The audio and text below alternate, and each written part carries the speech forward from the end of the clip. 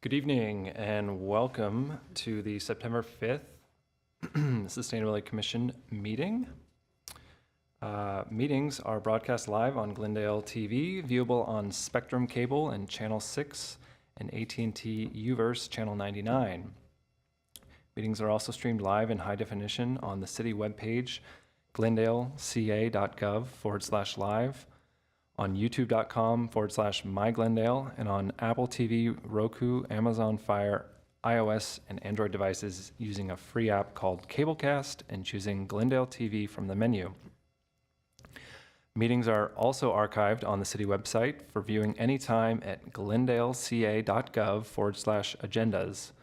Call 818-548-4013 for program schedules. For public comments and questions during the meeting, please call 818-937-8100. Public comments on a specific agenda item will be taken when that agenda item is discussed. If you have any questions about matters on the agenda or requests for assistance, please contact the city clerk at 818-548-2090 during regular business hours. May we have roll call, please? Roll call. Commissioner Barshusov. Here. Commissioner Chairperson Bazemore. Here. Commissioner Werner. Here. Commissioner Pinkerton. Here. Vice Chair Kartunian. Ex officio Sanchez. Here. Ex officio Kazarian. Here. Item 1A, Pledge of Allegiance.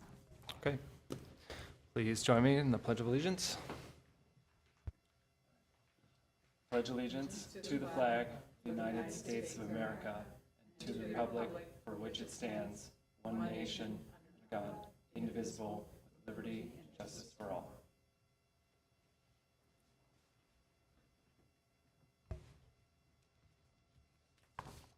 Item 1B, Land Acknowledgement. We would like to acknowledge that we are holding this meeting in the city of Glendale on Tovag Nar, the home and traditional lands of the Gabrielino Tongva people. We would like to pay our respects to the elders, both past and present, and the Gabrielino Tongva communities who continue to be stewards of this land. Glendale's history did not start with colonialism. Indigenous communities have lived in this area and been stewards of this land for hundreds of years and numerous generations. The Gabrielino Tongva communities and culture continue to grow and flourish. We encourage our audience to learn more about the Gabrielino Tongva tribe and the many indigenous communities in California and beyond. To get started, you can find a list of books and resources at eglendalelac.org/Native American. Item 1C, report regarding posting of the agenda. The agenda for the Sustainability September 5th, 2024 meeting was posted August 29, 2024 on the bulletin board outside City Hall. Okay. Next. Oh, yes. Sorry, I need to pull up a copy of the agenda here. Do you have one? Thanks, Jillian. And then 2A, approval of minutes. Approval of the minutes of the Commission regular meeting held August 1st, 2024. I had a couple of minor edits. Where it says roll call and the meeting was called to order on July 8th, that should be August 1st, 2024. And then just another more grammatical thing, if anything else. Paragraph 6, subparagraph B, bullet point, fourth bullet point, where it says Commissioner Werner suggests that having an e-waste pickup day should say suggested having an e-waste pickup day. It was just ungrammatical, but otherwise, I didn't have any other comments. Any comments? Okay, thank you. What's next? Oh, do we need to take, yes, As amended. as amended, thank you. Move Roll to call, approve please. as amended? Yes. Okay. Roll call. Commissioner Barchusov. Yes. Commissioner Werner. Yes. Commissioner Pinkerton. Yes. Chairperson Bazemore. Yes. Thank you. What is next? 3, board member staff comments. Okay, would anyone like to go first? Any comments? Commissioners? Yes, I would just like to introduce myself, as this is my first meeting as a student ex officio commissioner. My name is Mary Gazarian. I'm very excited to be a part of this commission. I'm currently 16 at junior at Hoover High School, and I'm looking forward to working and cooperating with you all to hopefully make an impact. Thank you. Wonderful. Mary, well, we're very glad to have you here and look forward to, having you contribute in the months ahead. So this will be great. Thank you. I don't have any comments. Does staff have any? Yes, Chairperson Bazemore, I do have a comment. At the last meeting or the prior meeting to that, Commissioner Bartrasuf requested some information regarding the use of diesel generators at city events. So we reached out to Community Services and Parks and to Public Works to get some information from them regarding this. So the response from Community Service and Parks was that all the generators that Community Service and Park use are electric, besides the one that they use for cruise night, which is the Whispered Quiet generator. The reason they use this one for that particular event is because there are no electric generators that will last 12 hours or so, so they end up using the Whispered Quiet one. They have purchased small generators for special events, which are all electric. And they mentioned that as technology advances and equipment becomes cheaper, they'll be looking into purchasing more electric generators that can last longer for the duration of such events. And we also received a response from Public Works. Public Works has these generator lighting combo units that are used sparingly at special events and are primarily intended to provide lighting for emergency response activities at night. All the units currently used by Public Works are over 25 years old, and hence they are diesel powered. Fleet staff at Public Works has looked into the feasibility and cost of replacing these with solar battery pack trailered light towers. Currently, these replacements are considerably more expensive, but it is their intention to ultimately replace the equipment with zero emissions equipment. They haven't currently budgeted for these units replacement, but they will do in the future. And also, I'd just like to bring to attention to the Commission that in the Climate Action Adaptation Plan, under Action Building 1.9, there is an action to evaluate the ability to rent, lease, and purchase and use mobile battery generators for emergencies, as well for events and activities that require a reliable power source outside. So I hope that response satisfies Commissioner Bartrasuf, and if not, we will need to take any questions and obtain additional information as required.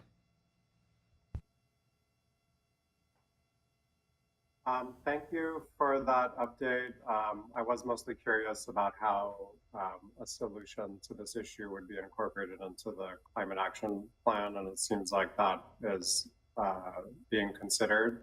The only note I'll add to that is just the simple fact that we have access to electricity on Grand Boulevard as it pertains to the cruise night event. We see that with the string lights that are on display during holidays and special events throughout the year. And so I would just ask our respective departments to consider using appliances or products that we can simply plug in, which I assume are going to be far less expensive than a battery solar approach. So just a side note for that, something for the departments to consider if we're looking at the most cost-effective, simplest approach. It may be a product that we can just plug in rather than using external power source. Other than that, thank you very much for the update. Yeah, thank you for that. I think that That would be great to know more about opportunities for utilizing, as Alec mentioned, the available power for events like cruise night. Certainly for other opportunities, if we can, allow vendors potentially for things like, Earth Day, something like that, where they come and, they have a generator on their food trucks, or if they want power at their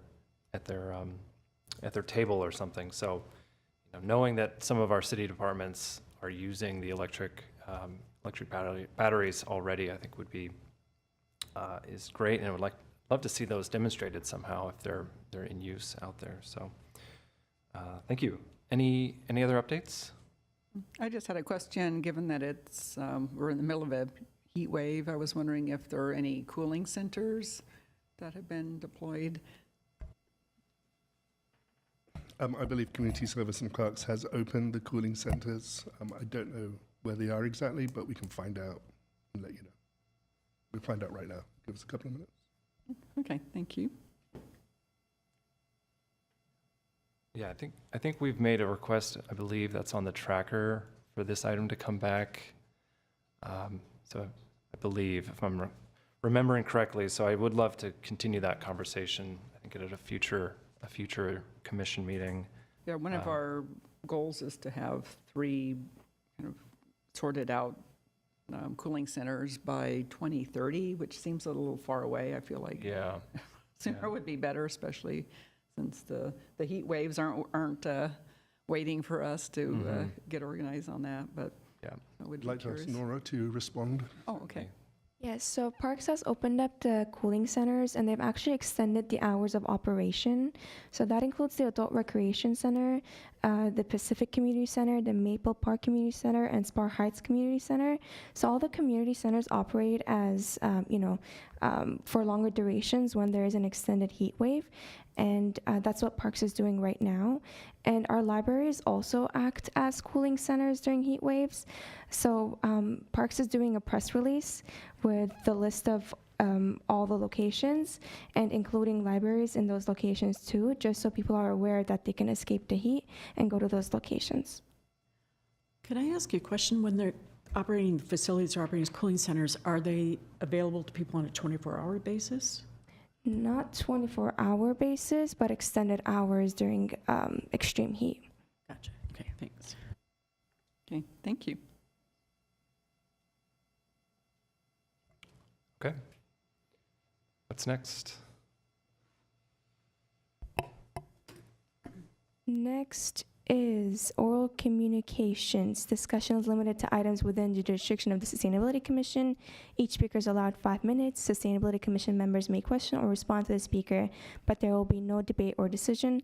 The matter may be referred to staff for investigation and report. We currently have no callers on the line or comment cards for this section.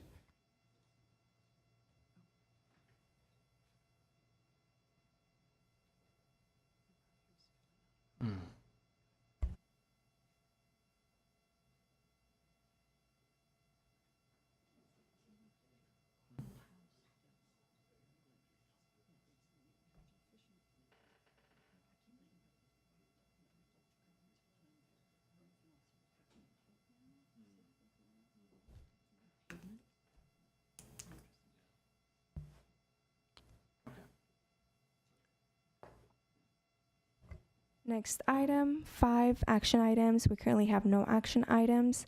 6, reports and information. 6A, Public Works, Integrated Waste Management, and Recreate, update on SB 1383, food recovery. Again, good evening, Chairperson Bazemore and members of the Sustainability Commission. At our last meeting, Mr. Etienne Ozarak from Public Works and Integrated Waste Management came to talk to the Commission about the recycling practices managed by Integrated Waste Management and some of our food recovery based on the regulations of SB 1383. The Commissioners asked for additional information on our food recovery programs and how they work and what's been happening to date. So we do have Mr. Etienne Ozarak on the line, as well as Natalie Lesser from the Recreate Consultants that are assisting Integrated Waste Management in developing and implementing the SB 1383 Food Recovery Program. So with that, we'll hand over to Mr. Ozarek.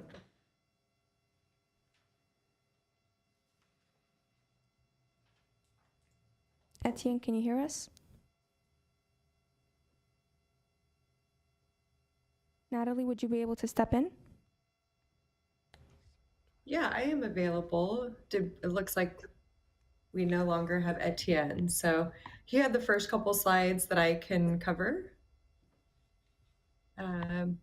Yeah, I'll just start by introducing myself. I'm Natalie Less. I'm one of the co-founders of Recreate Waste Collaborative. And we've been working with the City of Glendale now for 3 years and appreciate this opportunity to share with you what our work has entailed with our project team. And I'll get into our piece of the project, but Etienne's first couple slides were really just to set the stage on the funding for the Edible Food Recovery Program. And so the city has an Edible Food Recovery Program fee that is contributed by the 4 commercial waste haulers. And this program seeks to recover edible food from Tier 1 and Tier 2 commercial generators. I imagine that's not a term that most people are familiar with, but there's been a new state law called Senate Bill 1383 that requires certain types of businesses that fall into those tiers to donate all of their food, and also to ensure that there's enough capacity within the food recovery organizations to receive that food. So the annual amount of the Edible Food Recovery Program is to be no more than $150,000 annually, and divided based on contractors' proportional share. The costs were established through a competitive RFP process that resulted in the selection of Recreate being the third-party provider. And so we've been developing and implementing the city's Edible Food Recovery Program. Next slide.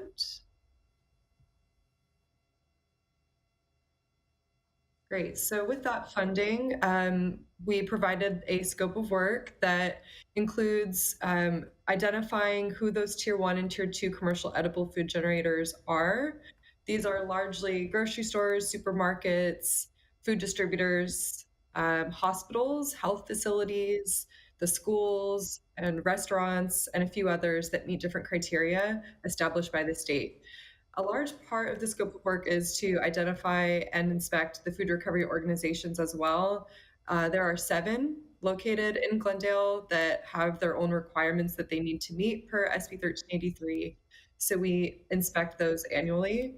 We also work with the city to determine the level of capacity at each of those organizations and whether there is enough capacity to receive all the edible food that needs to be donated. We've also been conducting stakeholder meetings and increasing logistics support specifically for the technology use as part of this project. That I'll dive more into those details in the next few slides. We can go to the next slide. Here's a timeline for the city's Edible Food Recovery Program. The city executed 4 commercial franchise agreements in September of 2021 that created the commercial program, which is the 3-container system of the trash, recycling, and organic waste. And then, of course, that also created the funding mechanism to have your edible food recovery program. We were brought on, we were hired in January of 2022, and around that time, the city held a webinar that explained all of the details of Senate Bill 1383, which included edible food and also the big organic waste collection element. Our team's involvement really began in spring of 2022. We first started by focusing on identifying who in the city was a Tier 1 and a Tier 2. There are 77 total generators that fall into this new law and are required to donate food. 29 of those are Tier 1 and 44 are Tier 2. Tier 1 generators have been required as of January of 2022 to have their program, and Tier 2s have been required as of January of 2024. We have been visiting them before those dates, so the outreach has been ongoing. Our initial efforts did focus on Tier 1 site visits since they were required first, as were the FROs. Those are the food recovery organizations. And we conducted a webinar focusing on edible food recovery to have those different organizations meet and group those people together in 2022. Next slide. The education and outreach packet that we first developed includes this information. Just wanted to show you what businesses are learning about and what resources they're being provided. This is actually being further revamped currently to include a lot more information to support the programs. So as you can see, businesses are learning about the new law, and we provide them with a very straightforward checklist on how they can be in compliance with the edible food recovery requirements.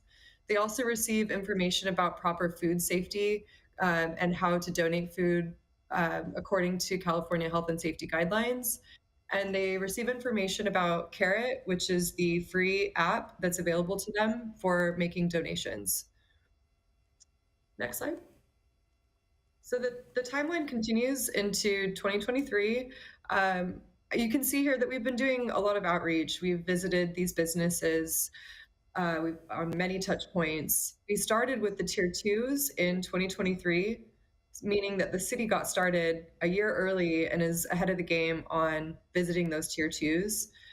We've done follow-up visits to the FROs and sent out notices of non-compliance to the generators that were a little bit more difficult to work with.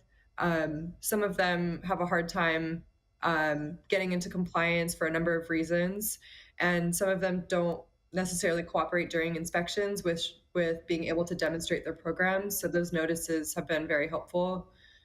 The other element that we have done for outreach has been the stakeholder event roundtables. These have been very successful. In fact, we've had a few cities noticing that this is something we've provided and they want to start doing that in their cities. So these have been very successful in bridging the gap between the organization that receives the food and the business that's donating the food. And it gives them a chance to come to the table and connect with each other and share their resources, share their challenges, and get connected.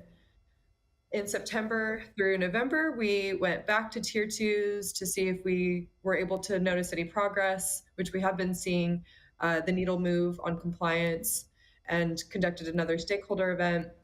We are now revisiting businesses for the second, third, fourth time and beyond to provide more assistance.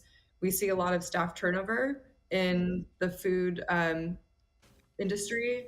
And so the continuous education has been really necessary to keep these programs going. We will be moving forward into fall with continuing those stakeholder events and looking at an enforcement system as SB 1383 requires that local jurisdictions follow up with non-compliant businesses. And we'll do that either through another letter or looking to move into a notice of violation phase. Next slide. This slide shows the project team for the Edible Food Recovery Program. What's really unique about the work being done in Glendale is that the project brings together the expertise of these 3 different organizations, all with our own specialties and abilities to support the businesses. As the prime consultant, our firm Recreate conducts at least annual education to the business where we explain the complexities of the regulations. We provide them with staff training on food donation, and then we connect the donors to the organizations and to Food Cycle LA. Food Cycle LA is the nonprofit that actually collects the food and transports that food to organizations largely in Glendale. They're volunteer run, and they are a great connection for food recipients because their network spans Los Angeles County. So that really opens up the program to being able to have all food recovered and distributed in a efficient way.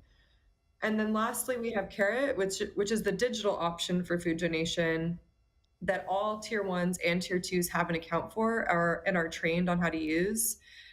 Again, a free resource.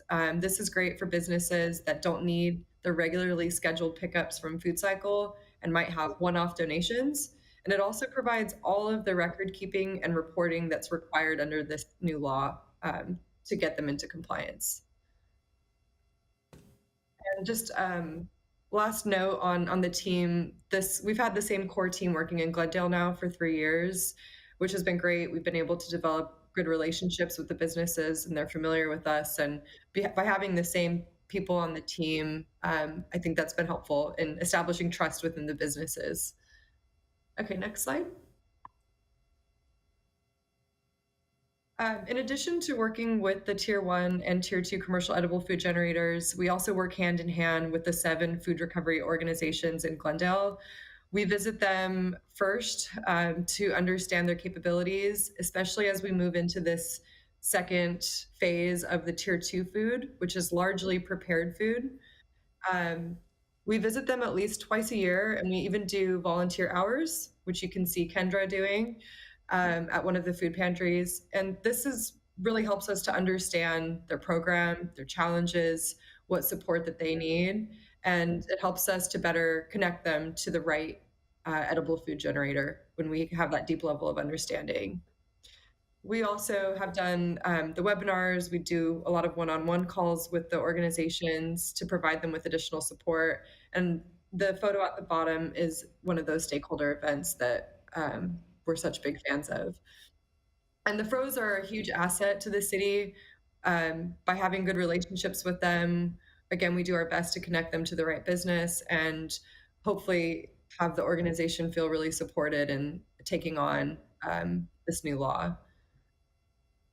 Next slide. This slide shows our detailed approach to working with edible food generators. It's probably more information than you want to know, but we're approaching businesses from all angles of communication. We make phone calls and send emails before visiting businesses so that they're prepared for us when we get there. That helps to get them into compliance because they know what we're looking for. We follow up with this email that points out what they still need to work on. We share, we connect donors to the organizations and have them receive follow-up from Food Cycle LA and from Carrot. Those organizations then continue that follow-up and assistance to get them set up with their programs. And then enforcement language has increased over the years with each visit as enforcement progresses with the law as those dates move on. And again, the letter of noncompliance has been helpful for that to bridge the gap. And so we hope these different communication methods allow us to have touch points with all the organizations because we know that mailers don't always work. So we try to reach them through all these different methods. Next slide. So this presentation actually was part of a CalRecycle presentation last week that is the state of California's recycling and resource department. And there were 300 people on that call getting to learn about Glendale's program. And on that call, we highlighted the really great work of 3 of your businesses in particular that I'll try to quickly share with you. The first being the Glendale Galleria. As you are aware, very large mall, one of the most challenging types of Tier 2s to work with. There's a lot of vendors, high turnover at the different stalls, which is common, and inconsistent donations based on the business. And mall management has done a really great job of working with all 3 of our organizations and then working individually with each of those vendors to teach them about SB 1383. We've gone around to every single vendor at this point and educated them on how to establish a food donation program. We're on our 4th visit with them. And the key takeaway for us has been that the consistency in meeting with them has been really key. They're now working directly with Food Cycle. And again, mall management has done a wonderful job in making sure this information goes out because they are ultimately responsible for monitoring the program. So wanted to shout out Glendale Galleria there. Next slide. The next is a health facility. This is US Verdugo Hills, another really great generator in the city that has unique challenges for donating food. They serve food cafeteria style in a buffet setting, which is not actually donatable food. Food is prepared in large sheet pans. and it's difficult to donate that type of food without repackaging it. They have an inconsistent need for donating food. It's usually only a couple times a week, and a lot of pre-made food that needs to get consumed quickly. And the health facility has taken a different approach altogether and have decided to feed the people in the building instead of donating the food, which is a great option, especially for a unique business like this. And the director of nutritional services there basically sent out a memo to all of the departments letting them know about Senate Bill 1383 and suggested that the different departments take turns claiming the leftover food. For example, the science department really loves getting the enchiladas, the lab department really likes to claim the breakfast burritos. And so by providing food directly to hospital staff, they've streamlined the process and been able to be in compliance with the new law, all without even needing to establish a separate donation program. The director came to one of those stakeholder events, and so we'd like to think that the success of this generator in particular is largely due to their own engagement with the offerings that the city has provided. And the key takeaway from this one is that the importance of relationship building in those in-person events and through other communication methods, and that not all businesses even need to create a donation program to successfully be compliant with Senate Bill 1383. And you can always feed staff while you're at it. And then next slide. Next slide. Thank you. Lastly, for success stories, this particular tier 2, which is DreamWorks, has taken a different approach on reducing the amount of food waste that they even create. And this is a large facility. They're seeing thousands of people every day and serving food to people working there in the facility. And a lot of this is dine-in, things like pastas, a lot of prepared food. And they, when they learned about this law, really honed in on tracking everything down to like leaves of basil. And they've adjusted their menu based on the data that they're seeing, and by knowing how many people they're going to have in the building each day based on certain projects, they're able to adjust the amount of food that they prepare. So they haven't needed to create a food donation program because they have scaled back on the amount of food that they even generate. So source reduction is another really great option for businesses that are looking to be in compliance with Senate Bill 1383, but that might not need a regular donation program. So I feel that I've shared a lot of information with you. I think Etienne was hoping, and I see him on the call, for the focus to be on showcasing these tier 2s.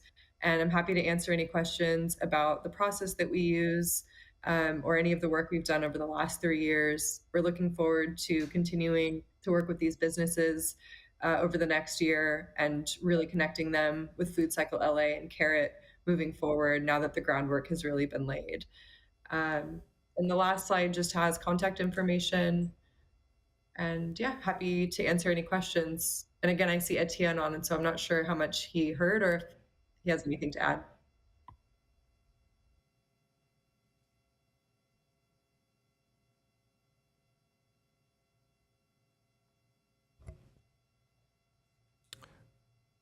All right, well, Natalie, thank you so much for that. If Mr. Ozark is there and wants to chime in, please go ahead. But yeah, this was a lot of information, like you said, lots to take in. I appreciate staff bringing this item back after our last presentation. I will ask if my colleagues have any questions they want to start with. Yes, please. Sorry, I just wanted to clarify the distinction between tier 1 and tier 2. Is it based off of size of production or the produce or? Yeah, I'm happy to clarify.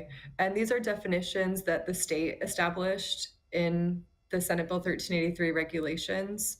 Tier 1 includes supermarkets, grocery stores. So a supermarket is they make over $2 million in revenue. Grocery store is based on size, 10,000 square feet.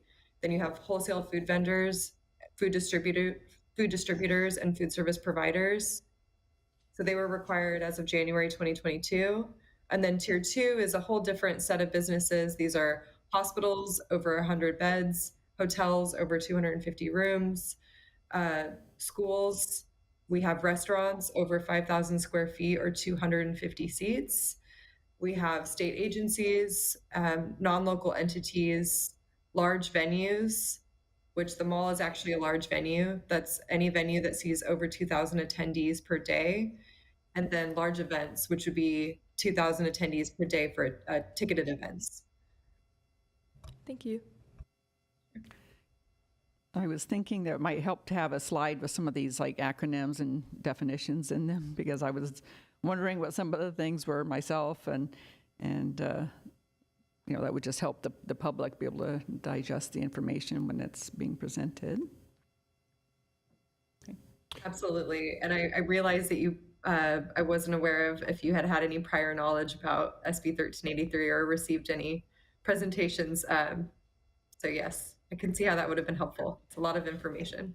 Yeah, we've had a lot of presentations on 1383, but mostly about the waste stream and the, you know, everyone separating their trash and all that kind of thing, that piece of it, and not as much about the food recovery, which is why we asked for this presentation. So appreciate your effort and time for putting this together.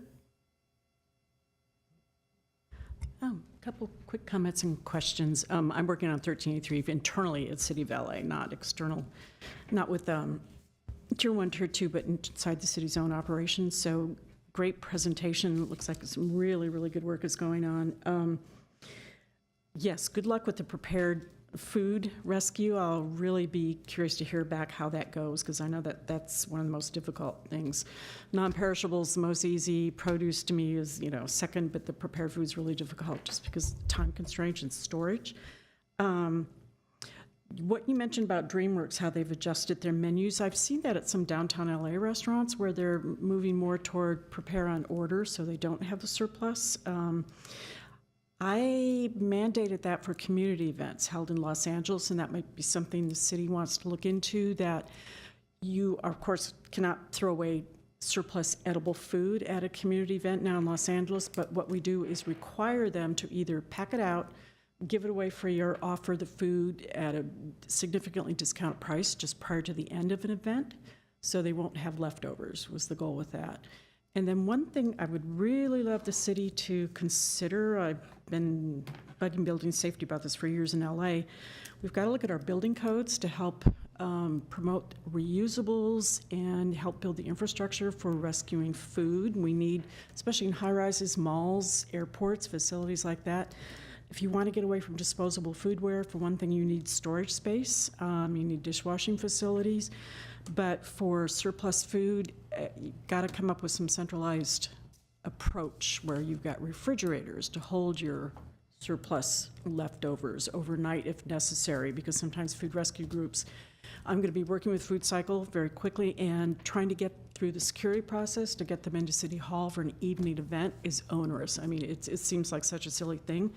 So we're in the process of acquiring a large refrigerator so that food can be packed into that after the catered event concludes at midnight or whenever, and then Food Cycle can come the next day and pick it up. So really would love to see the city look at your building codes. Are you allocating space for this?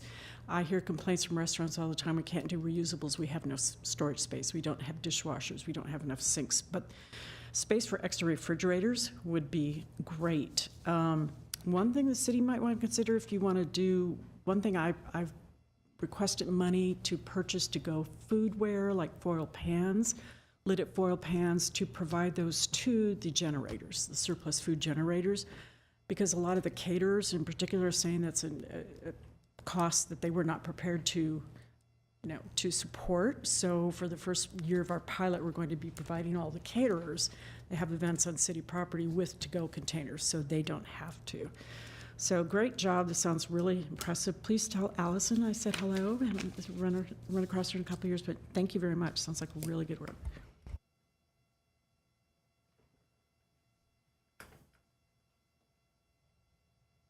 Alec, do you have any questions or comments? No questions, but I want to say thank you for the presentation. I think it's examples like this that we heard of this evening that I think the community would benefit from hearing about.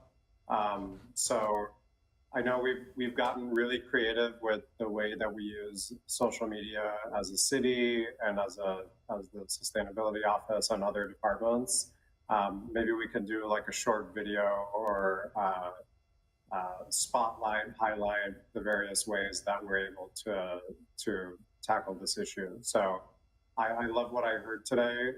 It's new information to me, and I think it would be very helpful for the community at large to also be made aware of these efforts. So thank you. I would echo that and you know, say it would be wonderful if we could showcase some of these large generators that you mentioned, you know, and the work that's been going on that's been so successful, like you pointed out. I actually had hoped to attend that meeting to Cal Recycle, so but unfortunately it was already full when I attempted to get in. So that's great to hear that over 300 people were participating. So I have a few questions. I think some of them were already addressed. Let's see here. Regarding the stakeholder roundtables, Natalie, is that something that all the businesses, all the generators are invited to, or are there selective invites that go out? How does that process work? At this point, every business has been invited to one of those, but we try to tailor each of those stakeholder meetings to a certain topic. So, for instance, the last meeting we had was specific to Tier 2 generators, because the nature of the food donation program is pretty different there than it is for Tier 1.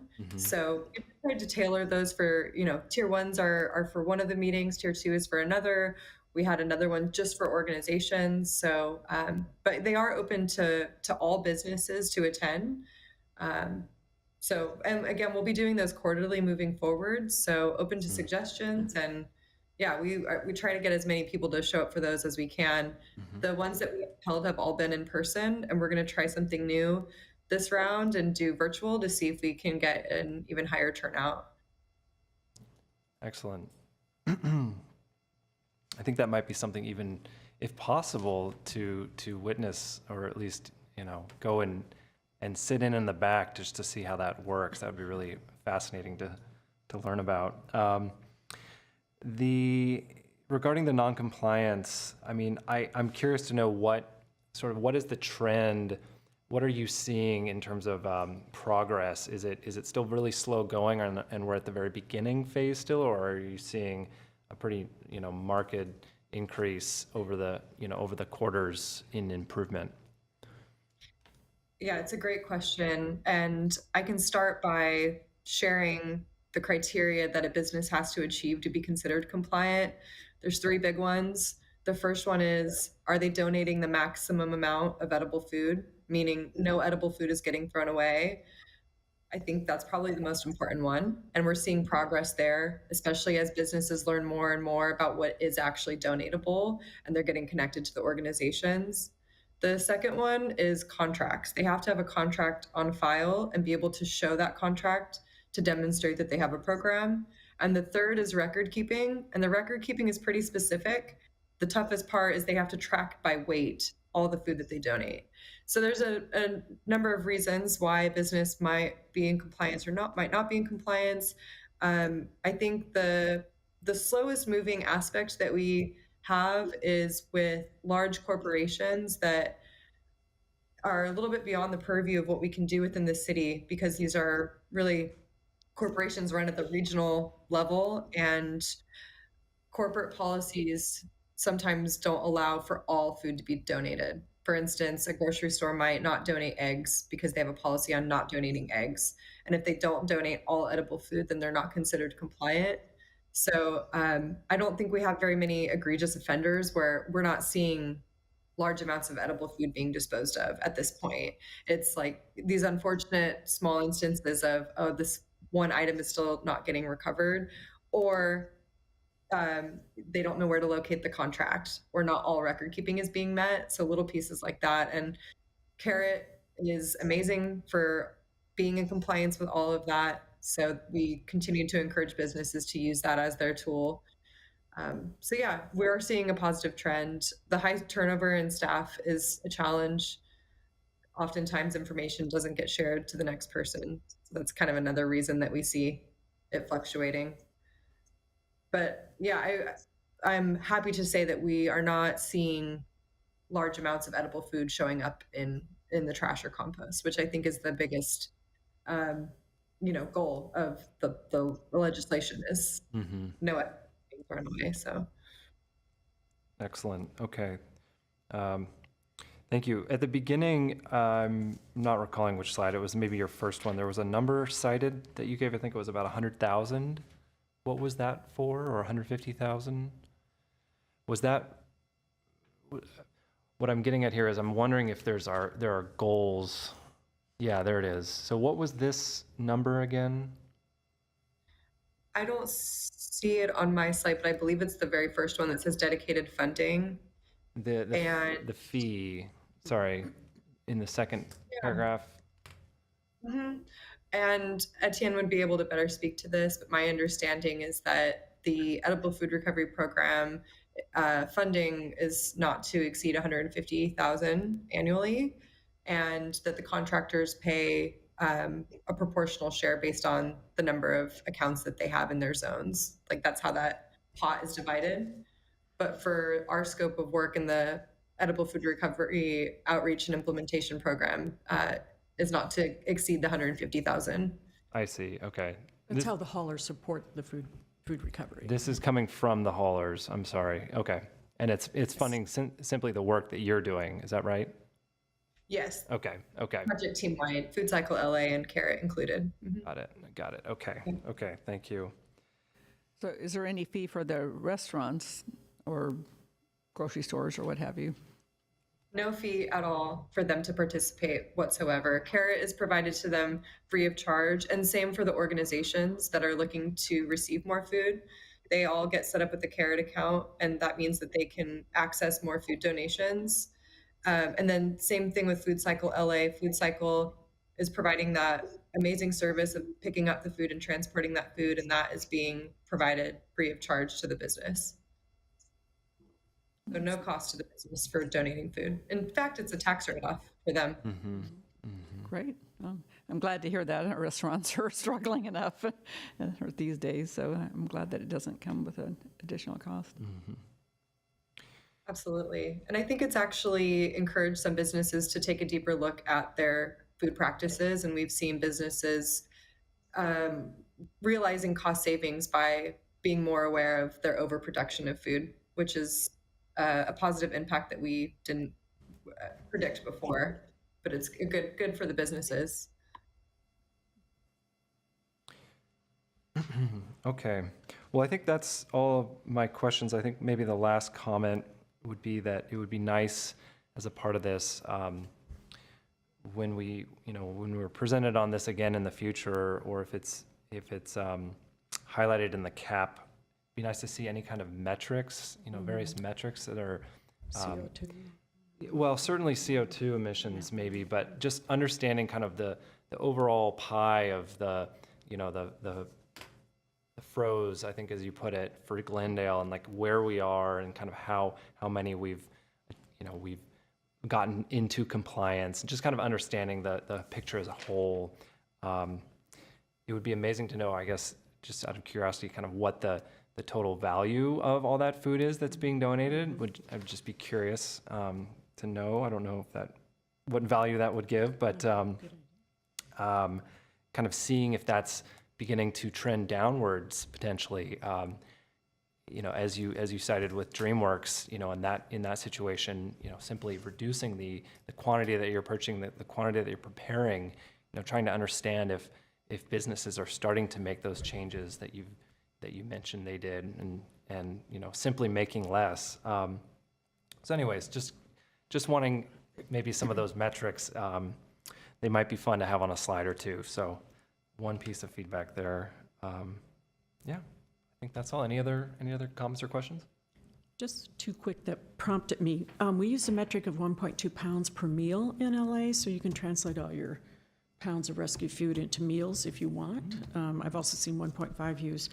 And another shout out to the city for something else I think we should be doing. In LA, it was very difficult and time consuming to identify tier 1, tier 2 generators because the info we acquire through our business license practice does not align with the info we need to identify generators. So I know the business license can't capture every bit of info that's out there, but for something that's this intensive and expansive, it would be great if you could, like, square footage, you know, just things that are not now captured that would help identify, you know, businesses that have to comply with this.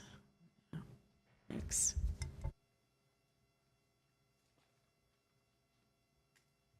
All right, thank you so much. That's great. Thank you. Thanks, Natalie. Thank you.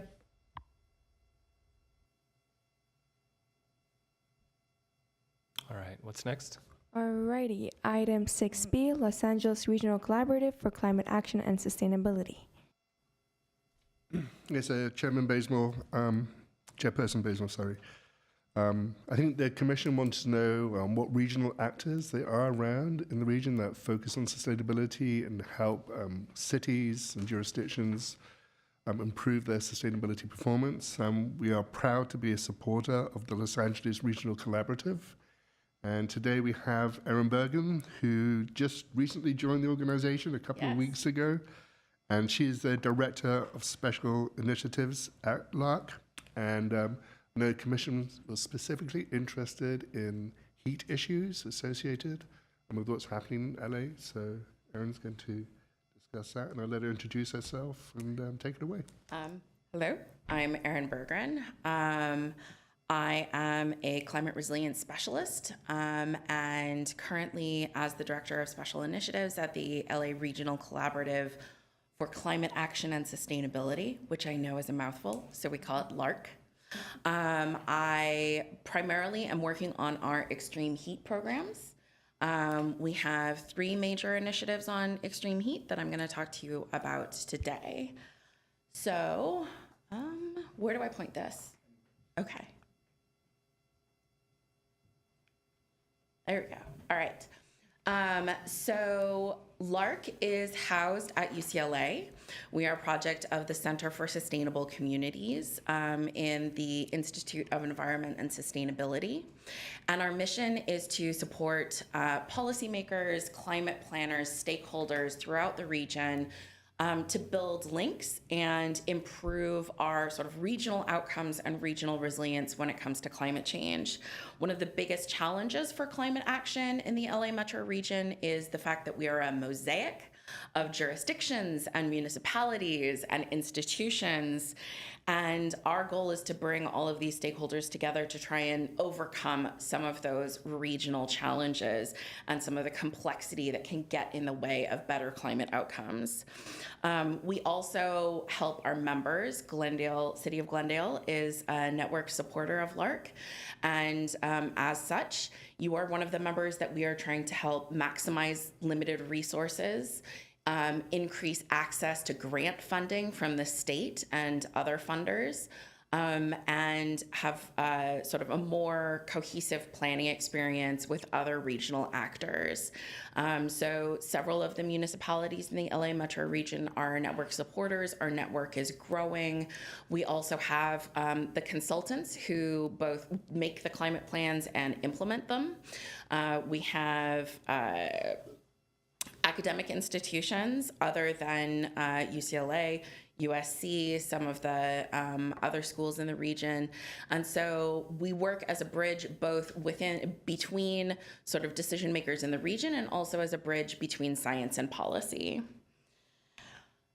And the reason we do this is because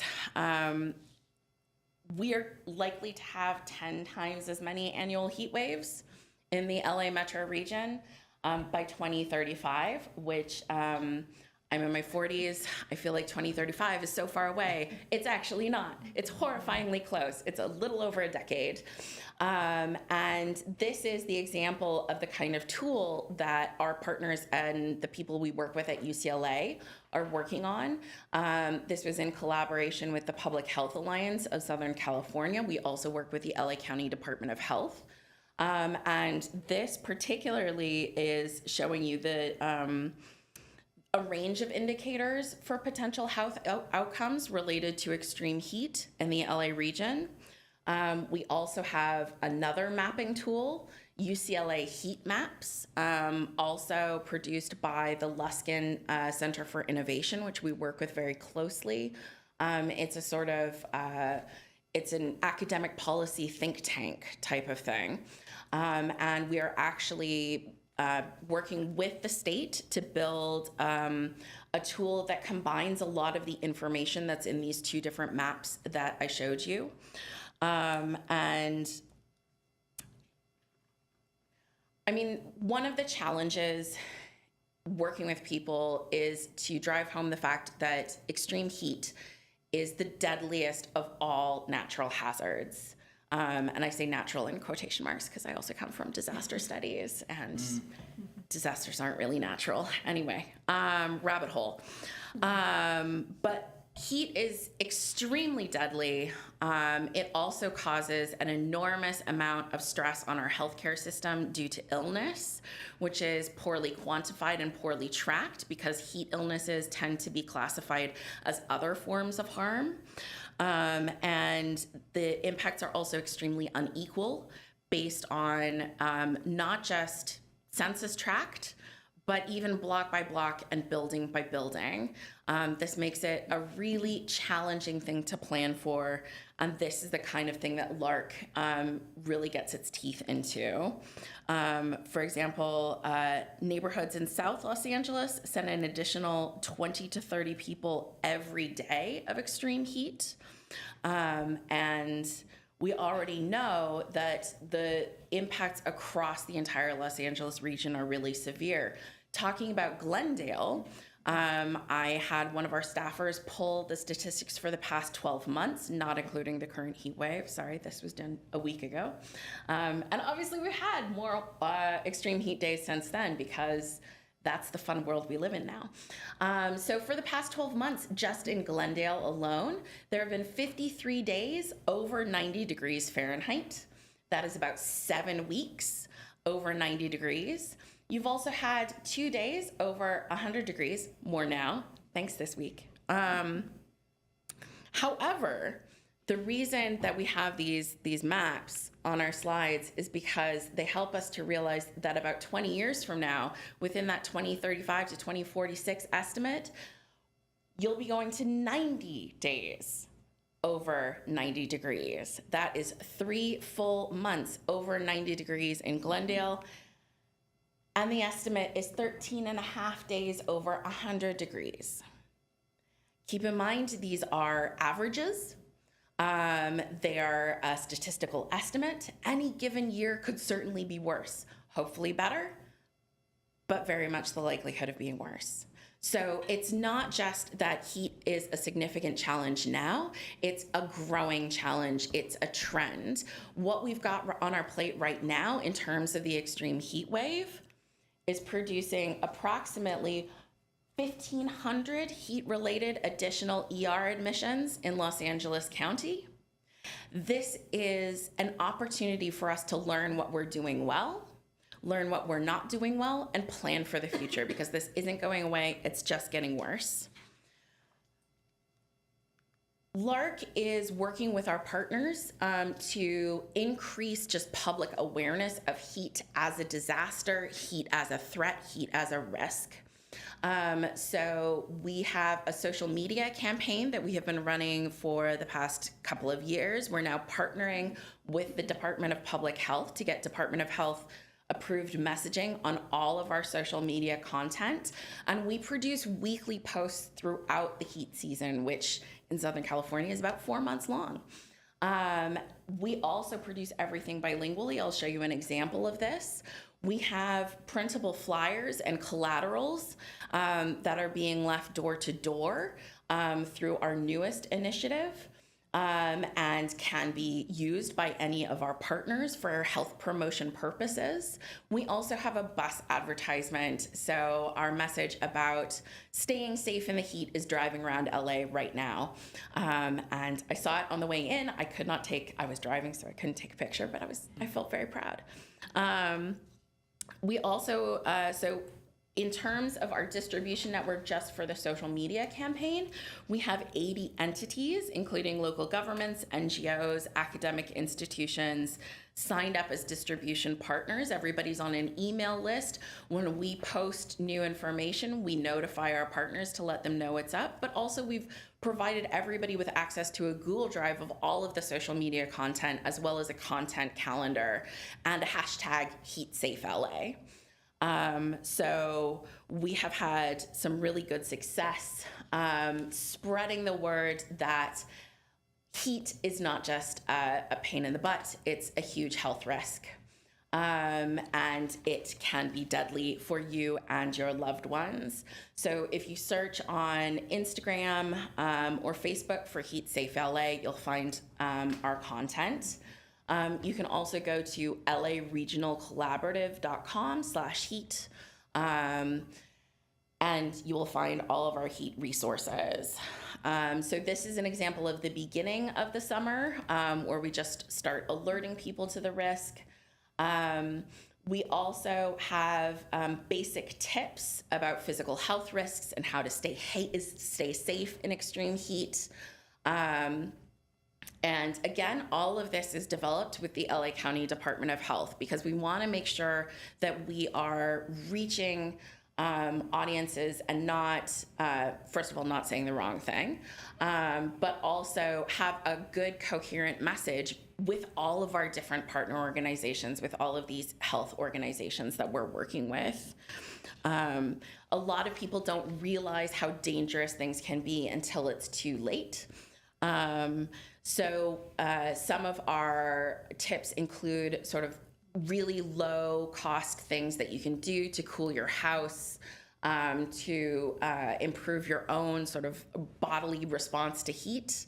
And of course, we translate everything into Spanish and we transmit all of our posts bilingually because that's Los Angeles. We live in a diverse city. I would love to see these posts in even more languages than just English and Spanish. But we're a scrappy little team at the moment. But it's network support from places like the City of Glendale that enables us just to do this core work. That's our sort of core operating expenses. That's not a specific grant. This is what we do in terms of specific grant-funded work. This is the Lark Heat Project. It is primarily, although not totally funded by the state of California. We are working with, in particular, the County Department of Public Health, the Fernandino Tataviam Band of Mission Indians, and Rising Communities, which is a community health organization based primarily in South LA. We are training a cadre of community health ambassadors to go out into these very high-risk communities, knock on people's doors, give them flyers and that will connect them to public resources, but also just to check in on how people are doing. Having somebody come by and say, hey, heat is a huge risk. How are you dealing with it? What do you need? That is both going to improve the health outcomes and also give us valuable data for future planning and future health. So the reason that we're doing Lark Heat is because social resilience is one of the most low-cost ways to build resilience in any community. We tend to think of resilience being built infrastructure, things like seawalls and flood infrastructure and buildings and things like that. Social resilience, the social infrastructure of how we interact with other people and whether we are giving people the resources that they need to stay safe in climate-related hazards, is relatively inexpensive compared to infrastructure. And a lot of research shows that you get a lot of return on investment when you invest in social resilience. So our community heat ambassadors are a great form of social resilience, going out into the community, talking to people in their own language, people from their own community, really engaging on issues around climate health, climate resilience, and extreme heat. So we are helping people, in particular, learn where their cooling centers are, learn how to take transit to cooling centers, but also we give people information, for example, on resources for low-income households who need help with their electricity bills, so you can afford to run your AC, because on a day like today, a fan isn't gonna cut it. And that's, you know, I'm bummed about that as somebody who's been working on climate change for 20 years, but that's the reality in which we live. And that's an unfair burden on people who are lower income. So we wanna help people get the resources that they need to stay safe. We are also working on a new project that started this summer called Cal Heat Score. So there's a California State Bill, AB 2238, which has commissioned the Governor's Office of Planning and Research and the Office of Environmental Health Hazard Assessment to develop a tool called Cal Heat Score. And that will basically build on some of those maps that I showed you at the top of the presentation, looking at extreme heat risk and health impacts, and turn it into a tool that municipalities across the state can use to predict what kind of health impacts they're going to see, both in the long term and the short term. But in particular, being able to take local weather data and say, oh, over the next 2 weeks, we're gonna have X number of days of extreme heat. This is what we expect to see for our public health infrastructure. We need to move around some resources because we're gonna have a bunch of people coming into the emergency room with extreme heat related illness. So helping people plan, and hopefully in the long run, connecting them to more resources for community social resilience and community health. So this is the kind of thing where LARC really adds value, because we can bring together all of our network partners in Southern California. We're having stakeholder listening groups to make sure that this tool is tailored to the people who are using it.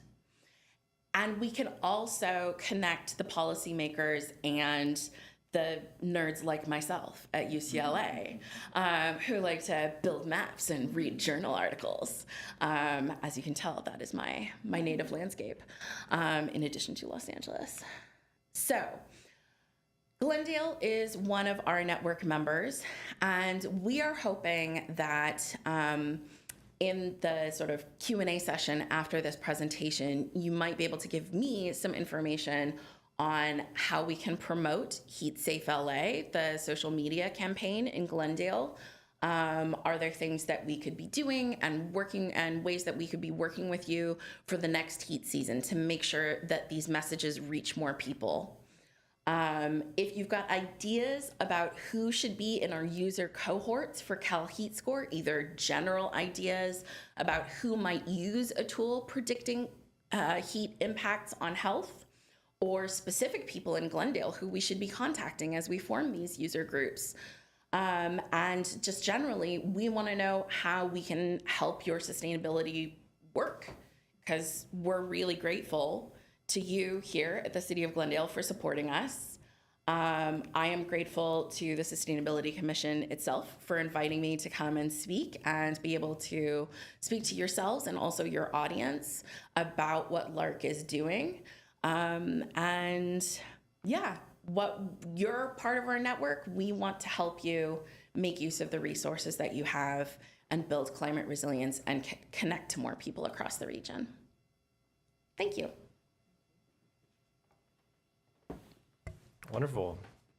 Well, thank you to Dr. Bergen. Thank you for being here. That was a great presentation. It was very timely. I think we were just chatting about wanting to learn more about kind of the heat work going on in the region. So this is very interesting to know. And it's only a small portion, it sounds like, of what the work is that you're doing. This is only one area. So that's good to hear too. Does anyone have questions they want to start with or comments? Yeah, I wanted to thank you for bringing this up.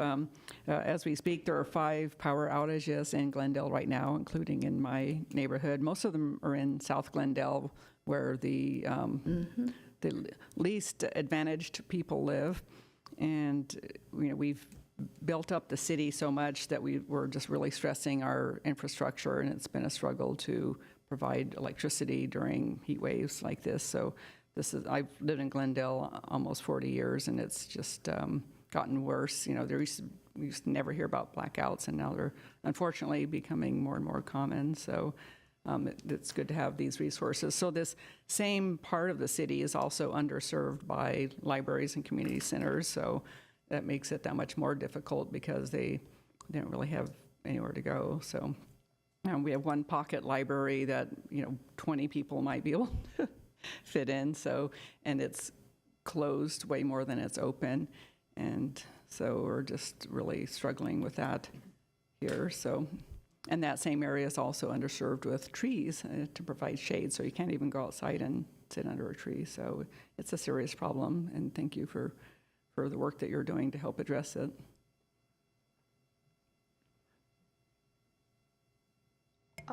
First of all, I'd like to add on to what you just mentioned. It was a great presentation. I really liked the 2 aspects of both the outreach and the in social media, in all sorts of marketing and informational outreach to people, as well as the heat score for short-term patterns in weather. I feel like it's really, really important. Would it be considered to combine those 2 different platforms to different organizations so they can pass down the information?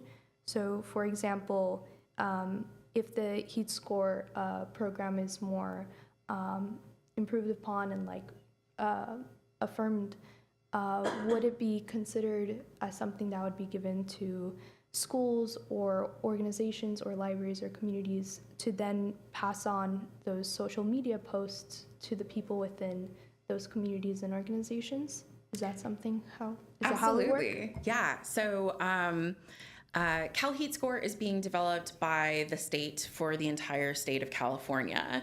But one of the things that we want to do in terms of building these user cohorts is to find out from people in public health, in educational settings, in emergency response, what additional resources would be useful. Okay, we want to walk people through the experience of using the Cal Heat Score tool, but you know this thing is going to happen in your community. What's next? What do you need? And then we can make some recommendations from there. It's going to be a long process, but I know that the state of California, the California government is starting to get more and more concerned about extreme heat for very obvious reasons. I personally grew up in Pasadena, so I remember I grew up in Pasadena without air conditioning, which was still possible in the 80s and 90s and is not possible now. And yeah, we live in a changing environment. So one of the reasons why LARC has this campaign that we're running is that we're one of many different regional collaboratives across the state of California. So the different regional collaboratives, we do work together to get lessons on what works and what doesn't. And so we're hoping to evaluate our social media campaign every year, figure out who it reached, who it didn't reach, lessons learned, publish that as something that other places can use. We also, of course, not just to our network members, but if somewhere else wanted to get access to our social media resources, of course we would give that to them free of charge, because that's our job, that's our mission. It's to improve climate resilience in the LA area, because that's what we know, but also anywhere where there's a need in terms of extreme heat. Yes, extreme heat is one of several different climate-related issues that we work on, but it's the one that LARC has been working on the longest and has the most expertise in, which I think is very exciting, because it's In terms of climate research and climate dollars, I think it's been relatively underfunded and it hasn't gotten as much attention as the flashier sort of storm-related disasters, despite the fact that it is so deadly and it is so threatening and it's growing every year. So I think this is a really good time to be an extreme heat researcher and an extreme heat sort of networky person. I don't want to say activist because we're a nonpartisan group.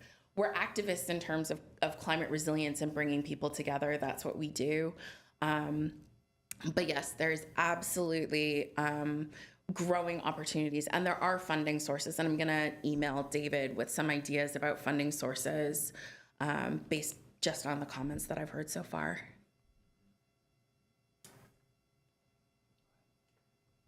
Thank you very much. Really wonderful presentation, lots of data. So have you done an assessment yet of your social media, of your outreach, or is that you have? Okay. Yes. What's been the most effective method, if there is one, either demographics, psychographics? Is it... I honestly don't know because okay, I no started problem. in this job less than 3 weeks ago, so I haven't actually read the You're a newbie. 2023 evaluation. No problem at all. I'm so sorry, but in my email, I will dig up our 2023 evaluation report and be able to send that to you. I'm just curious, but government, this has been one of my pet peeves with government.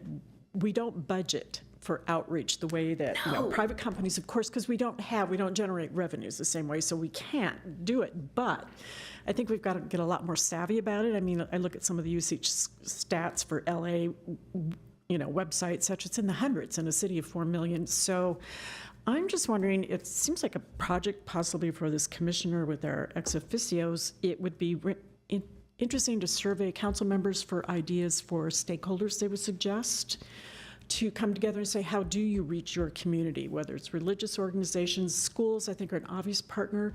It's a more long-term project to integrate this topic into schools, get young children aware of it, but those are the ones who pushed a lot of other environmental issues as the children get a little older.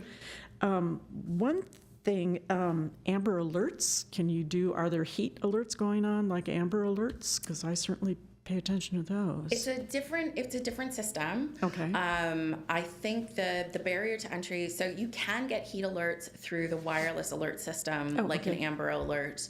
But I think there's a much higher barrier to getting that like screaming in the middle of the night situation.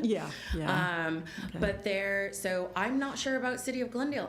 I meant to look this up before I came here and I totally didn't. City of LA and County of LA both have emergency alerts. Again, I come from a disaster background, so I'm signed up for all the emergency alerts. So every time there's an extreme heat day, my phone gives me like 15 to, not 15, like 5 texts. But yes, I would imagine City of Glendale Emergency Services has a text alert system, but you may want to sign up for the LA County one as well. Oh, can I? It might be Alert LA County. Okay. And yeah, if you just search for LA County emergency alerts in Google, you'll find it. And because the public health department is countywide, some of the public health notifications will only go out on the county system rather than the city system. Okay, that makes sense. Yes. I'm also thinking medical professionals, identify their most vulnerable patients and maybe service sign them up, encourage them to sign up, or have staff at the doctor's office sign them up. Yes. Because as we know, if you don't do something, then, it's that initial barrier, that friction. And so, absolutely. Yeah, services like that. There's one thing, this is iffier, but the Ad Council is a nonprofit that works on different. I believe that's how we have our Metro bus ad set up. Okay. Yes. Probably. The Ad Council. They look for available bus space, billboards, et cetera, not in use, and then those are used for nonprofit campaigns of different types. So, okay. We love them. Good. Yeah. So I think that's everything I have. But yeah, I would love to hear which of the outreach has been the most effective, but I would love to see the city can we come together, develop a stakeholder list, who are the most vulnerable people for this? And again, building codes, mandatory reflective roofs, don't orient schools so they're facing straight south or west, tree planting. I mean, I've got street trees in my neighborhood, but they face north and east, and so they're great, but, they look nice, but they don't give me any heat protection. Anyway, thank you very much. If you send me an email, I can connect you to, there are folks at the Luskin Center who are working specifically on shade. Okay. So yeah, we have shade experts. Yes. But yeah, agreed. So for me, one of the challenges that I think a lot of municipalities have is that the environmental planning and the environmental planning tends to be more linked up with the city planning than the environmental planning and the emergency services And planning. operations too. It And all needs- operations, yeah. absolutely. And so finding ways to connect those two sort of sets of services, which are traditionally siloed, I think is one of the challenges going forward for climate planning. And also, I know it's something that they're working on at the state level. So the extreme heat sort of campaign work that the California Natural Resources Department is working on has either the head or the deputy head of the California Office of Emergency Services as like one of the steering committee members and very active participants. And they're also working closely with FEMA. So yeah, I mean, for me, I think things like community emergency response training, which is a FEMA-sponsored emergency response program. It's about response, but it also includes a certain amount of preparedness, and I would love to see it include more extreme heat on the curriculum. Like, these are the kinds of long-term initiatives that I think are very important, and also it's a lot cheaper than building a new road.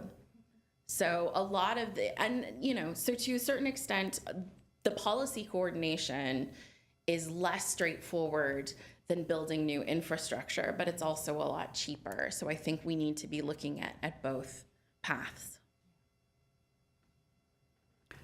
The city does have a site called Everbridge, and you can sign up Yes. for different types of alerts through that for like evacuations, for Yes, extreme awesome. events, or GWP is one of the partners on it, but I didn't get a notice that my neighborhood was out, so I don't know, maybe the way I'm signed up didn't click that one or something, I don't know, but has Public Works as part of that too, like road closures would be some of that. Yeah. So I hope people are signing up. They recently changed the I think the website that carries that or whatever, so if people think they signed up, they may need to go in and kind of re-up and make sure that they're getting the alerts through Everbridge.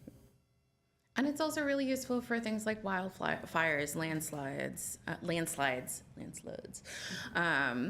and things like that. I would love to see more connections between extreme heat planning and wildfire planning in places with wildland-urban interface, like we've got here in Glendale. On the subject of Everbridge, I actually was reading through an alert I did receive from the city of LA because I have signed up to theirs, and it's quite impressive. I've received these in the past. I'm not sure if you've had a hand in crafting them at all, We work but pretty closely with the heat emergency mobilization office and the chief heat officer, Marta Segura. yeah, I've attended some of her presentations. But I wanted to just mention that, this is something, maybe a model we could try and emulate here in Glendale. I'm happy to share this with you, David, but it has wonderful, infographics on describing the difference between heat exhaustion and heat stroke.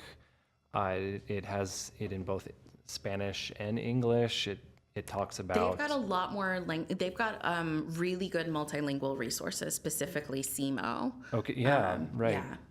Yeah.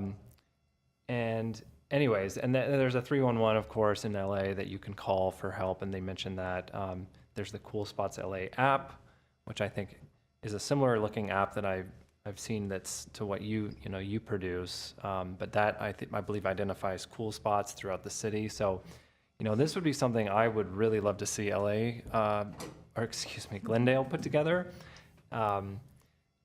and put it out on the Everbridge system, just like they do in other other jurisdictions. My previous work was with FEMA, and I worked on grants mainly, but learned a lot about the various programs and the work going on there nationally, and CERT training as well. And I really think that is maybe an avenue that that we could take here in Glendale as well, of trying to integrate this into the training that that our fire department, our EOC is putting out to the community.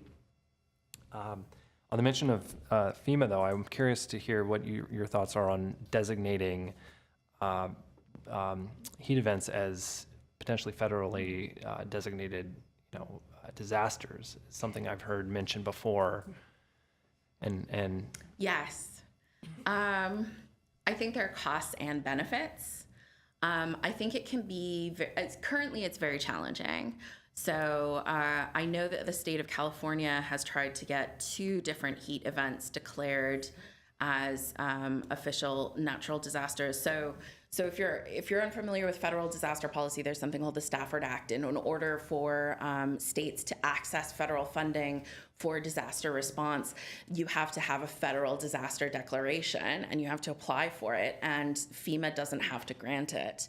So the state of California has applied for Stafford Act disaster declarations for, I think, 2 major heat events throughout the state. And has been denied for both of them because I think FEMA decided that it was actually a wildfire event as opposed to a heat event. So that's the kind of thing that comes in. And it is, I think there are costs and benefits, but there's a whole conversation about that. I think state of California is probably more likely to start declaring heat events disasters before the feds, because heat is poorly understood, because it's a slow-moving disaster, because people don't recognize it as a disaster, including both politicians and the people who vote for them. State of California is way ahead, I think, on recognizing extreme heat and trying to come up with ways to unleash those resources so that we can better prepare. There is a bond issue. Again, I can't speak in favor of or against it on the November ballot, but it is for climate resilience. It's a $10 billion state bond.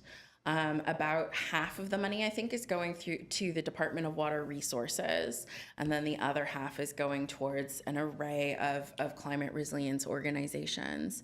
So you might be interested in that, sort of how people are responding to that as well, because I think, I'm curious to see how the campaigning goes on that one. absolutely. It's an exciting time. Lots of It moving is, parts. yeah. And just thinking, the sun images you gave with the days, certainly we're moving to a point where it's looking like this is something it's going to need to be, it's going to be the new norm, if you will, and considering these to be major disasters may not be as logical anymore if it's really something that we're facing for, I think you showed like 90 days or something like that a year. Well, thank you so much. I think this, Alec, did you want to say something? I just wanted to say thank you. I think you're an excellent orator, and the way you were presenting this information is crystal clear and is very digestible for the public. So thank you for doing that. The one thing that I did think of, you posed the question or thought about how we can better engage our community. I know you mentioned having material in dual languages. As you may know, in Glendale, we do have a large or significant Armenian population. And I think about how we can best engage that community, particularly the elderly who are not on social media, which of course makes things very challenging and resource intensive. But we do have a significant amount of senior citizens that do congregate at our public parks, at our pocket parks. And I was kind of thinking through or imagining doing some on-the-ground outreach, whether, if it's literature that can be translated into Armenian, and if not, perhaps pairing up with somebody at City of Glendale staff that would be willing or interested to translate, to reach those folks directly and kind of give them the resources that they need to, as you mentioned, be best suited and able to handle these extreme heat incidents. So just the thought to kind of target folks that are actively engaged and going to our parks on a regular basis. I would be very interested in helping with that. We do have materials that can be translated. We just, internally don't necessarily have the resources to do all the translation that we would love to do. But we are always happy to work with municipalities, particularly municipalities that have large sort of non-English speaking populations, to get our resources into different languages and get them out to your communities. Absolutely, yeah. Just a thought, I assume we have somebody on staff that gets like a salary bonus for being a translator? Commissioner Pinkerton, yes, we do. So we'll be connect with Erin on lots of things after this conversation. So. Excellent. Well, thank you so much again. Yeah, wonderful presentation, and I hope we can keep the conversation going for sure. Yeah. And David, could you send us her contact info? Because I'd like to be able to reach out. Oh, yes, please. Just curious, what's your doctorate in? Okay, Environmental science, policy, and management. Oh, okay. Yes. Wrote my dissertation on Hurricane Sandy, so yes. I've got cards, so I can hand you some cards as well. So, yeah. Any last questions? Good. Great. Thank you. Okay. What is next? Alrighty, item 7, Sustainability Office Update, 7A, Climate Action and Adaptation Plan Update. Timely that we're talking about this after that recent conversation, and happy to say that a lot of the items that Erin discussed we can incorporate into the CAP, so it's going to be exciting to have that conversation with Lark as we go forward. So yeah, just where we are in the CAP process. So Rincon, our consultant, is beginning the CEQA analysis section of this project. Our first objective is to complete the initial study review and then determine based on comment and that study if additional work would be required regarding CEQA, whether to go for full EIR, so it's a staged process. Depending on the results of the initial study will then relate to when the project will be finished. So could be February, could be later, but so we are beginning that process. We can begin that process because the actions and measures have been completed. We received feedback from staff and from the community, from the commission, obviously, and as you know, we went to City Council a couple of weeks ago at a special meeting.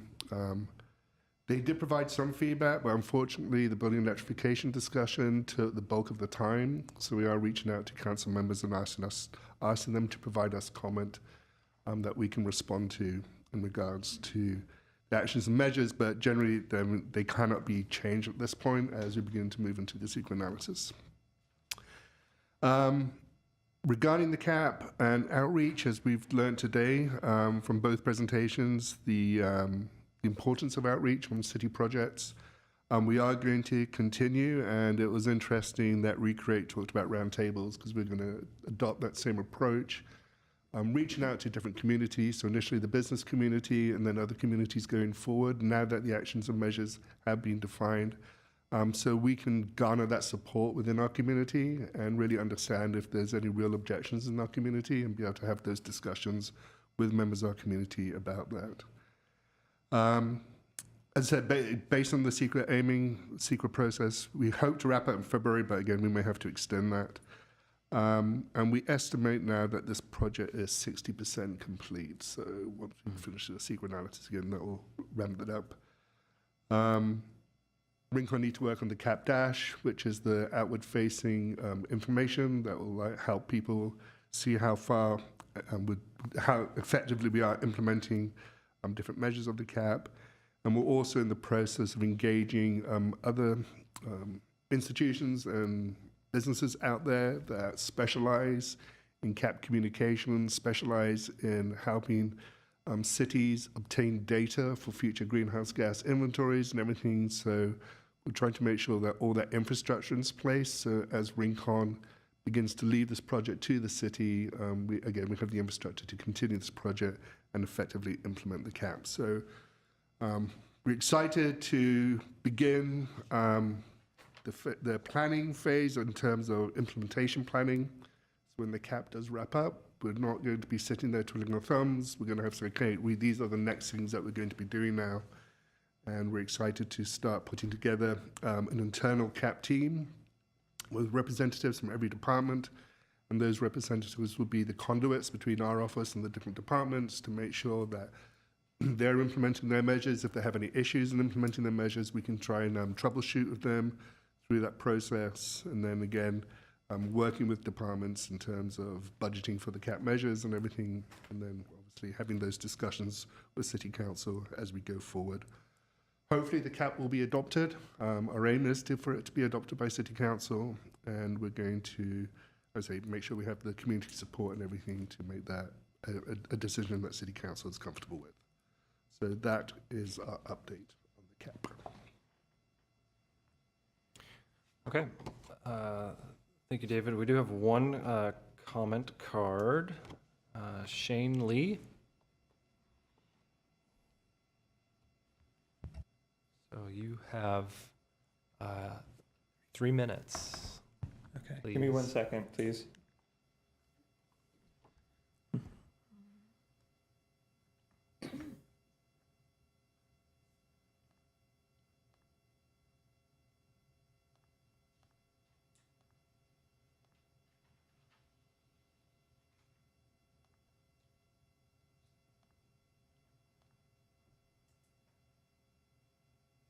All right, 3 minutes. Hello, Sustainability Commission. My name is Shane Lee. I'm a lifelong Glendalean, and I'm a chapter lead for Glendale YIMBY. I just wanted to offer our full-throated support for the work you're doing. Thank you so much for doing it.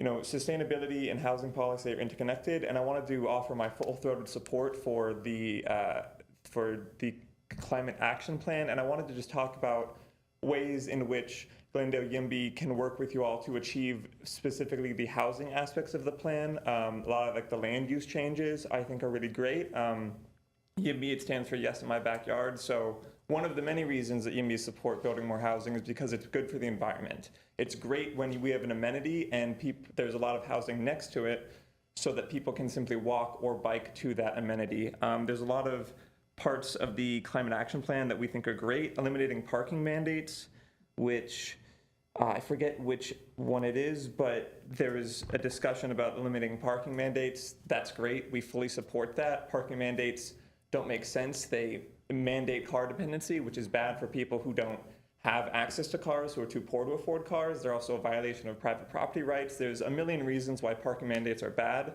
Thanks to our very own Laura Friedman, AB 2097 eliminates mandates near transit. That's great, but we YIMBYs, we'd love to work with you all to create a plan to maybe eliminate parking mandates throughout the entire city. I think that would be a great step towards making Glendale more sustainable.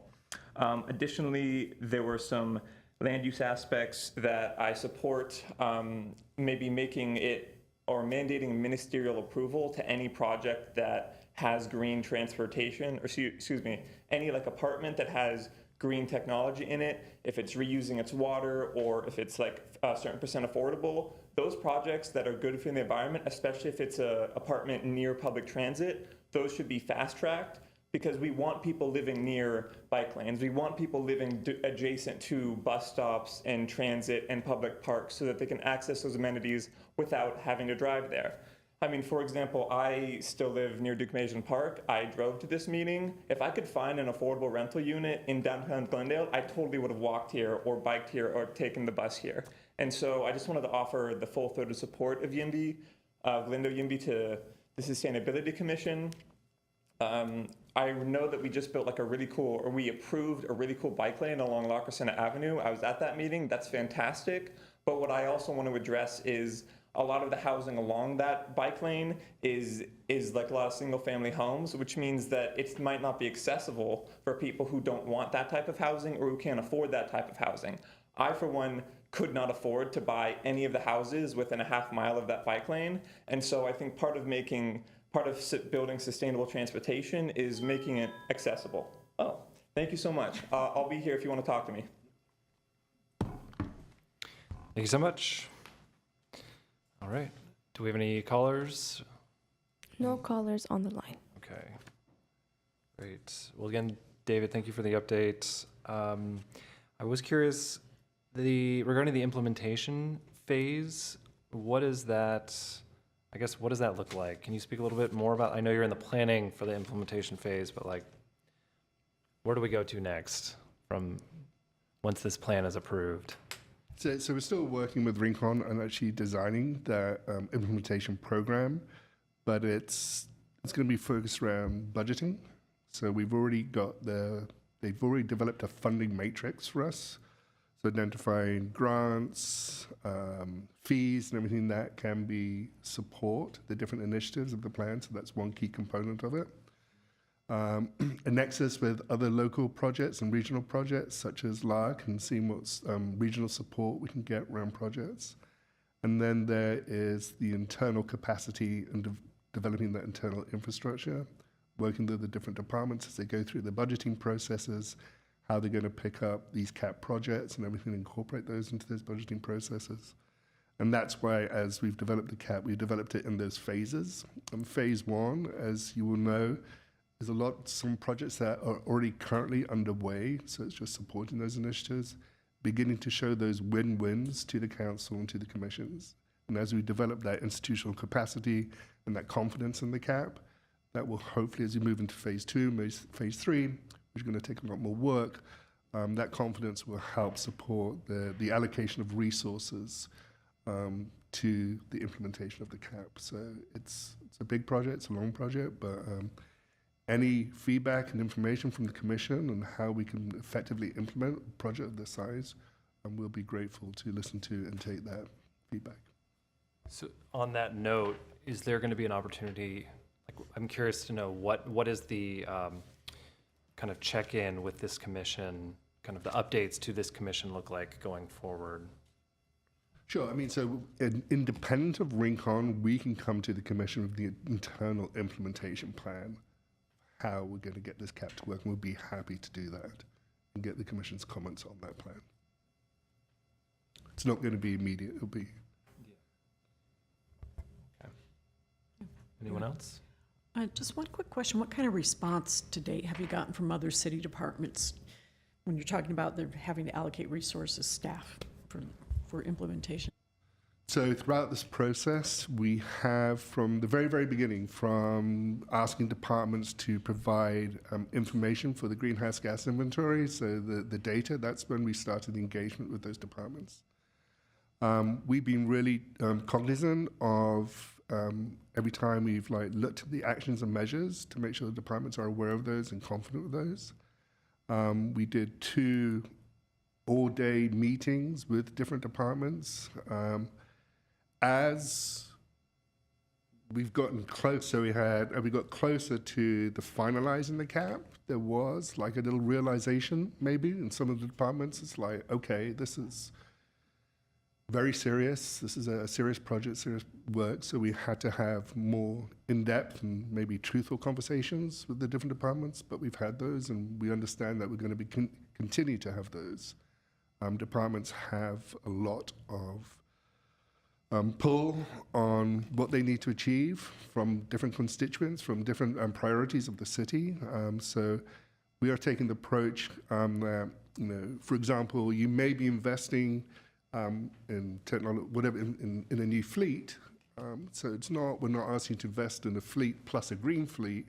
We're asking to transition the fleet from fossils from non-renewable to renewable sources. So it's beginning to have that discussion with the departments and get that mindset within the departments. It's like, okay, but we're currently working on this. This is going to be extra in addition to what we're doing, but it's not going to be completely new.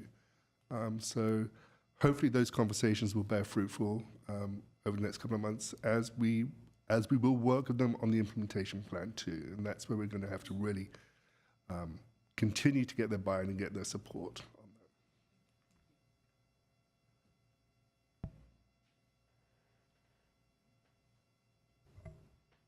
I have a quick question for David.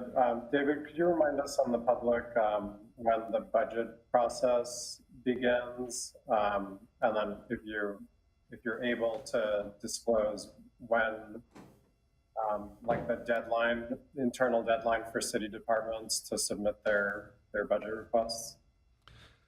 I believe the budgeting process starts in earnest in February, March of each year.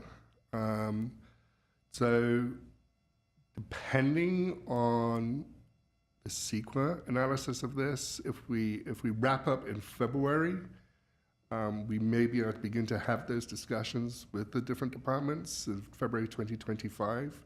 But if it goes beyond that, obviously we're going to have to wait until the next budget cycle. But budgets begin in March and then they get approved, I believe, in June time for the next fiscal year.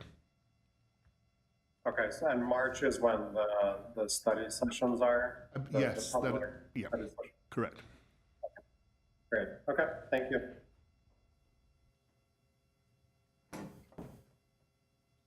Do we have an estimated completion date for the CEQA analysis? We've just began, we're aiming for February, but again, depending on the results of the initial study and the comment period and any comment that we receive will then dictate to us if we need to. But I'll ask the assistant city attorney to, as she's a secret expert. Sure. Thank you very much. Yes, we are doing the initial studies first, as David indicated, and based on that, a determination will be made whether or not a mitigated negative declaration would be appropriate or a full EIR with alternatives. But one of our principal interests here is that we have a qualified climate action plan, which allows for the tiering of the implementation projects from that plan. So that's something that we're keeping in mind as we evaluate what the recommendations are after we get the initial study back. And I think David can, of course, update the commission when we have more information. Excellent. Well, thank you so much. What's next? Next, item 7B, upcoming clothing swap and repair cafe. I just have real quick updates for the commission. This is our flyer for the clothing swap and repair cafe coming up at Casa Verdugo Library. I just want to point out that Casa Verdugo is right next to the new bike lanes on Brand. So if it wasn't in triple digits, my hope was to do social media campaigns of people writing down using the bike lanes going to Casa Verdugo, just to showcase people that they can come to the clothing swap and repair cafe using those new bike lanes. But for now, we have volunteers who have signed up for both events, including our ex officio commissioner. We have 9 volunteers for clothing swap and 9 volunteers for repair cafe. So hopefully it's slated to be great events coming up, and all of you are also welcome to join us. If you have any items that need repair, or if you have knives that you'd like sharpened, bring it along to Repair Cafe on September 14, and our volunteers will be happy to take a look at it. Thanks, Nora. I will absolutely be at that Repair Cafe. I have a electric kettle that's broken, so I'm hoping there might be someone there that can help with fixing something on that, because I would love to be able to continue using it. So. Pro tip: come early, because I imagine it's a sought after. Do you know how many people and the variety of things that they can work on will be there? Right now we have 3 tinkerers, and the tinkerers are the ones who work on the electronics. Okay. Awesome. And then there's like seamstresses. Yes. We have We have one member from the public, and then we have 2 Makerspace staff members who are also going to be doing sewing. Okay, okay. And again, just because this is really small, can you repeat what the, thank you, what the timing and, there it is. Okay, September 7th? That's for the clothing swap. And then for the repair cafe, it's going to be September 14. Awesome. Okay, well, I would encourage the public to please come and make use of these awesome, awesome resources. Yeah. And thank you to Commissioner Bartrusov because he sent me some volunteers for Bear Cafe. There we go. All right. For item 7C, August event summary, can just jump into that. For the leaf blowers, a leaf blower event that we had in the beginning of August 10, we had 25 attendees come. We were serving donuts during that event, and coffee and some snacks. So landscapers were just able to pull up to Verdugo Park and come and test out electric equipment. As you all know, enforcement has begun on the leaf blowers, and there was a request made by this commission to add it on to the My Glendale app. We are in the process of doing that. So if they're moving forward, hopefully when there are people who notice violations, they can use the My Glendale app to report them. So that's something that's currently in the works, but not fully implemented yet. And then for the Beyond Plastic Vendor Fair, which Chairperson Bazemore attended, we had 15 total attendees. This was the first such event that we did, and we learned a lot from it. And we had to move the event indoors because it was a really hot day. So moving forward, we hope to do more such events. Yeah, as you mentioned, I attended this. Thought it was wonderful, the various organizations that you had there. It was nice to be able to just pick up some of these materials, the compostable foodware items, and compare them to ones that are, they look very similar, but they're not actually compostable. They got the little thin plastic layer in them. So I do think if we can continue these, maybe on an annual basis or something. I don't know what the Sustainability Office's plan is, but it would be wonderful to continue to, encourage businesses to attend if they can, to learn about this. I don't think we have. I mean, it's in alignment with the city's goals currently, right? The current.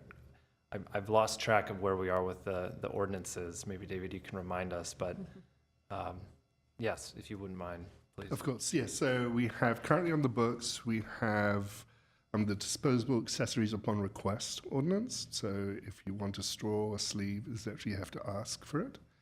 We also have on the books the polystyrene prohibition that prohibits polystyrene foodware, polystyrene coolers, polystyrene packaging materials, and polystyrene meat and fish trays. We are currently working on the third leg of this, which is the plastics waste reduction ordinance, which is going to be focused on reusable foodware for dining, where you can use compostables, recycles. They have to be accepted in the city's program, and a complete prohibition on the use of plastic straws, stirrers, and utensils, unless needed for ADA compliance. We are actually bringing that report back to Commission at the next meeting for the Commission's input into that, and hopefully going to City Council in November with that. Natalie, who is from Recreate earlier on today, has been the consultant that has helped us with the outreach to the business community on that. So we have a lot of data. So we're looking forward to, bringing that report to the Commission for consideration next month. Wonderful. We'll look forward to that then. And I will mention too on the leaf blowers, it has, been so nice to wake up and it's been just the hum, the electric hum. Jokes aside, I haven't actually noticed any since the beginning of the month, and I suppose I imagine I will. But I would just put out a PSA for community members. If if they are noticing, we talked about the My Glendale app and getting, notifying the city, but I would say, to please first, contact the gardener themselves or the building manager, or your landlord, and just try and have a conversation with them, because I think if we can avoid any kind of penalties, if you will, I think that seems like the best approach. Certainly as the years progress, that might change, but we're right at the beginning of this process, so it makes sense to, I think, have I some forwarded the flyer to my gardener, and he responded back and said he was increasing my service fees by $20 a month, but it's a small price to pay to have a quieter, cleaner smelling, equipment in my lawn. But the equipment is rather expensive. The new blower alone was $1,400, and he had to pay $400 a piece for his 3 batteries that run those, and he doesn't know how long the batteries are going to run. So if you're having that conversation, you should be willing and anticipate that they may raise your rate in order to cover the cost of this new equipment. do you know if that, just curious, if that $1,400 figure, is that with the rebates and everything and the trade-in? Don't you get a trade-in credit? Yeah, I didn't ask that. He just said it was because he had to buy one because Pasadena had cracked down on that previously. So he already had the electric one, and so he's only going to keep the clients that are willing to pay the extra amount. Because he's getting close to retirement. I think he's kind of like over it, and what if we have to make it worth his while a little bit more. But I think part of that conversation should be like, we know there's an extra cost. Maybe you can charge your charger while you're working at my place or something, and to try to make it a little bit less of a burden, because it is. I was a little surprised at how expensive that was, and that was just a blower. There's also other, pieces of equipment that you may have had to buy. Nora, will there be more of these in the future, or is this kind of it for outreach? That is it for this style of outreach, but there will be more forms of outreach. Okay. So there's going to be a webinar, and you made a really great point, Commissioner Werner. Maybe we also need to open up that webinar to say, we want to hear from you gardeners. What is working, what is not working in terms of the rebates, and what is kind of like the prices that you're seeing when you go to purchase these products. So there's going to be a webinar, and we were also thinking of doing canvassing. So we're going to get a lot of zip codes of where these violations are coming from, because it's going to be logged with our code enforcement. So then we were thinking that AGSA can go to those locations with the high volume of calls that are coming in and do on-site canvassing. Because whenever you're using the My Glendale app, or whenever you call our code enforcement, they ask you, when did you see them? What time did you see them? Where did you see them? So all this information is logged. It could be shared with our consultant, and our consultant can go and do canvassing there and just directly talk with gardeners. They did this in South Pasadena, and AGSA reported that it really worked for them. So we're kind of hoping to do that style of outreach next, hopefully in February, when we get enough data. Excellent. Well, if your gardener doesn't live in Glendale, are they eligible for the rebates? They're eligible for the South Coast AQMD rebates, but there's a specific rebate from Glendale Water and Power. That's for customers of Glendale Water and Power, and it's a $50 rebate. So are people eligible who have to pay more for their gardening services now who live in Glendale? Okay, thank you. Sorry, for the benefit of those listening, can you just say who AGSA is and what they do? Yeah, AGSA is our consultant. They're the #1 rated when it comes to commercial lawn equipment, switching to electric. Yeah. What was the response of the people that attended the event at Verdugo Park? Positive, the people that came to see the equipment for the first time? The people who came were really interested in trying out the electric equipment. There was one person that took the lawnmower and went around the entire park and mowed the lawn. See how long the battery lasts. Exactly. So they were just really curious about the equipment there because it is new equipment on the market. And the people who came stayed for a long time because they went to every single vendor to compare the products between the vendors. That's great. One comment, I bought my landscaper electric blower. He didn't like it. He said it wasn't powerful enough. It was nowhere near in that price range. It was just a couple $100. But have we thought about a tool library? I somehow have ended up with 2 electric leaf blowers, and I don't need them. I don't know what kind of liability issues, but I know other cities have had tool libraries. I don't know if they were just things like hammers, saws. I don't know if they include electric equipment like that, but thought I'd love to donate to somebody that can't afford to buy one of those, buy that equipment. That type of idea is within the cap too, so it's something that we're going to be looking at. Yep. Our library has a makerspace program. It's not really that large yet, but they do have tools that are there. They don't have a lot of space to house large tools yet, but they were thinking of expanding it to allow for them to lend out to tools that they do have. So. And one other comment with a lot of the homeowners associations, probably mostly North Glendale, possibly our commissioner here is on the board of the, forgetting the name of it. The Glendale Homeowners Coordinating Council? Yes. Maybe residents in neighborhoods can share the equipment, like if you're doing 3 houses, 5 houses on a block in a given week, so not everybody has that expenditure, or not each gardener has that expenditure.